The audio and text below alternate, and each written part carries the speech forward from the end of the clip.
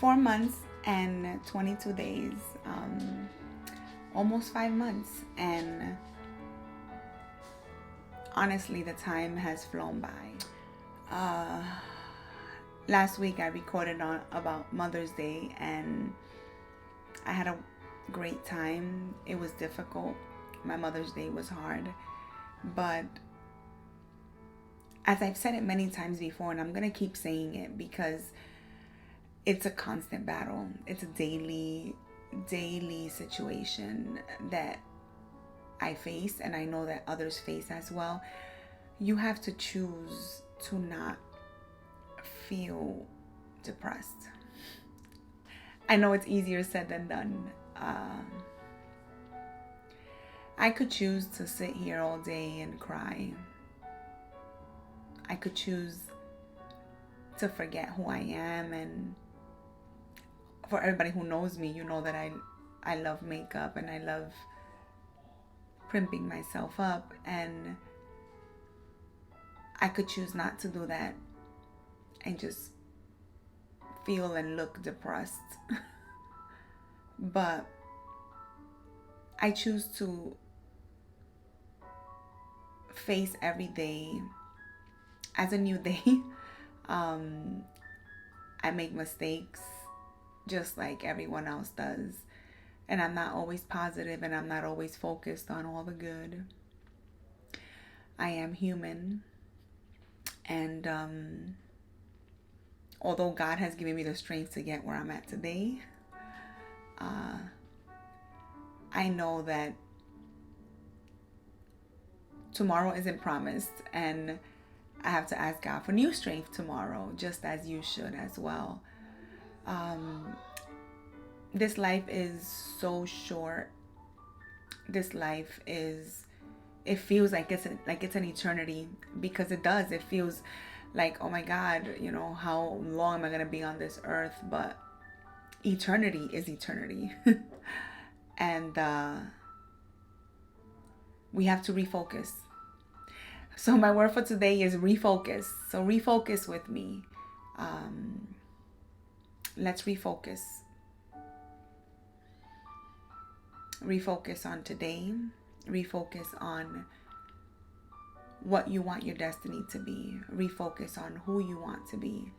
And if you don't know who you want to be, or you don't know who God has called you to be, then ask God to help you refocus on who you need to be. So last weekend was Mother's Day, and I did do a short recording regarding how difficult, and regarding the comments that people have been telling me, because apparently I'm not exemplifying what people are expecting, I guess. What I want to share with that is that we all grieve at different stages.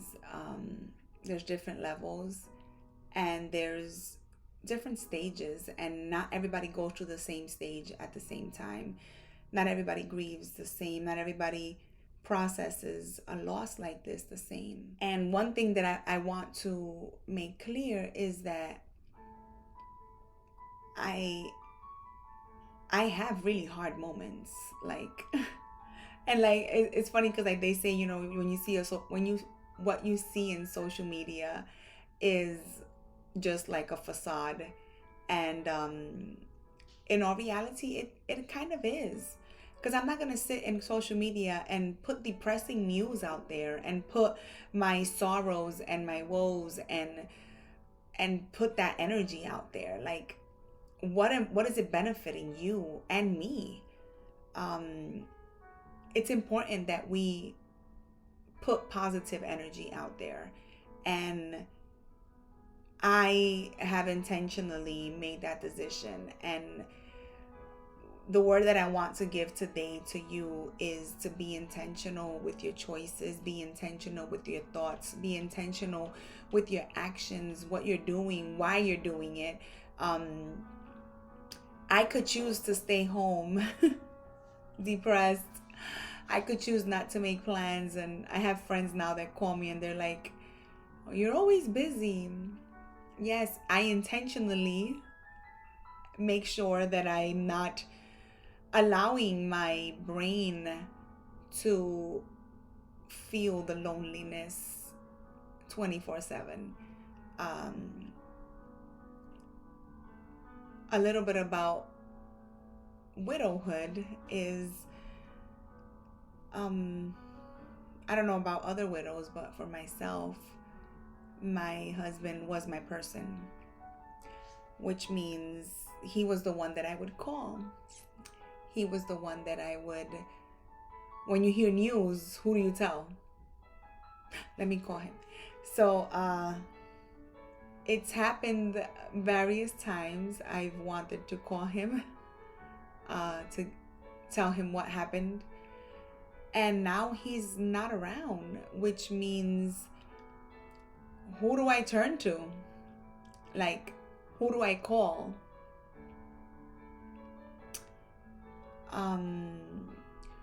Who's my go-to person?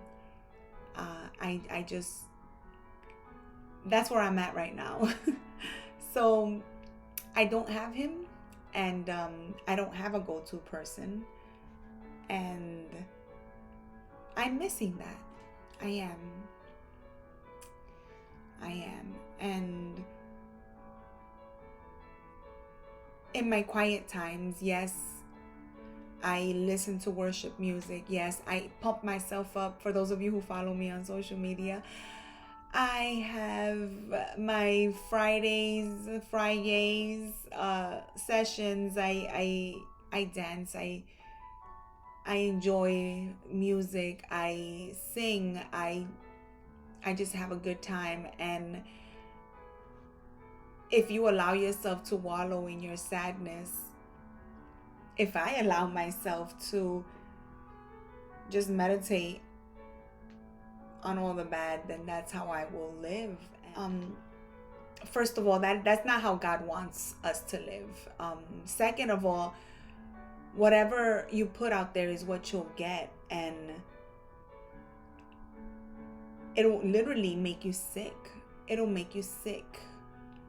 Physically, mentally, emotionally. You'll get sick. And all the depression and all the tears and just everything that drains you. And I just want to tell everyone today to please intentionally focus on good. Make it a thing that you don't allow your heart or your mind to take over with all the sadness. Push through it. Push is an acronym for pray until something happens. And I believe that. Pray until something happens, but intentionally look at that glass as not only half full, but even if there's 1/4 of the glass that's full, don't focus on all the emptiness. Focus on, I have this much. I have this much. And that's where I'm at right now. I have this much. God has given me another day. It's almost 5 months since he's been gone, and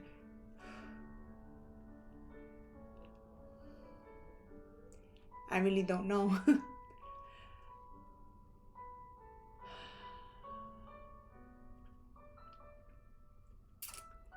However, I do know that he's not going to leave me alone. God is with me. And I know God's bringing the right people to my path. And some people are there to shake me and let me see the light in a good or in a bad way. Others are there to shape me and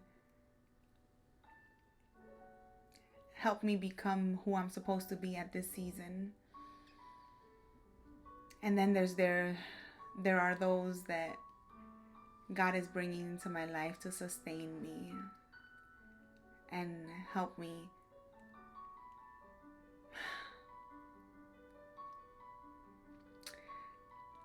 be the Tina that God has called me to be, and to help me through this season, no matter how long this season may last. For the sorrow may last for the night, but joy comes in the morning. Something like that.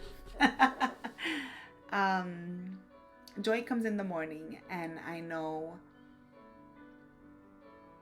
don't know how that joy will look. But again, for those of you who have lost somebody, this is a journey. It's not easy when it comes to a spouse. It's not easy when it comes to somebody who you love and you expect to be there. It's not easy when you lose someone unexpectedly, how I have. But it's part of your destiny to stand firm. It's part of your destiny. I don't want to say that everything happens for a reason, because those are phrases that you do not tell someone who lost somebody. People, please don't say it. Don't say it.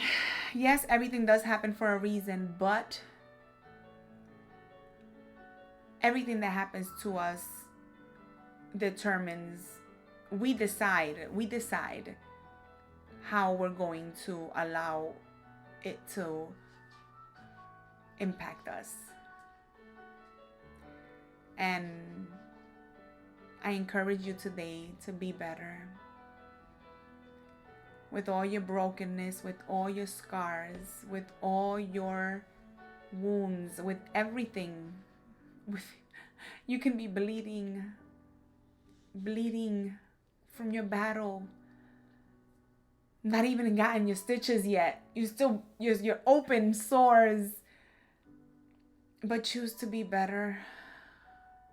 Don't let this mold you into who